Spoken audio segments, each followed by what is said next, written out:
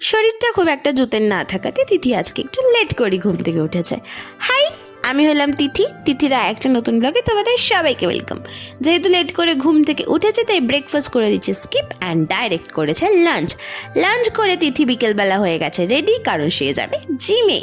আর আজকে জিমে এটা কে যাচ্ছে তিথির সাথে? মাতাজি। আজকে কি তাহলে তিথি মাতাজির সাথে জিমে যাচ্ছে? জিম যাওয়ার পথে তিথি আর মাতাজি মিলে খেয়ে নিল চা, কিন্তু এটা কোথায় চলে এলো?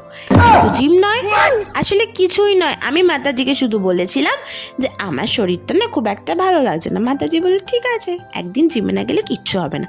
তাই চলে গেলাম মাতাজির সাথে রাখি আন্টির বাড়িতে, মানে রেডি হয়ে বেরিয়েছি জিমে যাওয়ার জন্য। জিমে না গিয়ে চলে গেছি আমি শাড়ি কিনতে। গিয়ে তো শাড়ি আমি কিনেছি, সেটা আমি পরে দেখাবো, কিন্তু এই পেস্তা শাড়িটার উপর আমার মনটা গেছে আটকে। এটা তো আমাকে নিতেই হবে। দেন করেছি একটু বিকেলের টিফিন, ওই চাউমিন এইসব বাগেরা। আফটার অল দ্যাট থিংস, এই সাবানের চুড়ি আমি কিনে পরে বাড়ি এসে রেডি করছিলাম অর্গ্যানিক মেহেন্দির পেস্ট, কারণ এই পেস্ট ভেজানোটা ভীষণ ইম্পর্টেন্ট। দেন বলেছিলাম না শরীরটা ভালো নেই, তাই এইসব ওষুধগুলো খেতে হয়েছে, কারণ খুব কাশি হচ্ছিল, মাথা ব্যথা করছিল।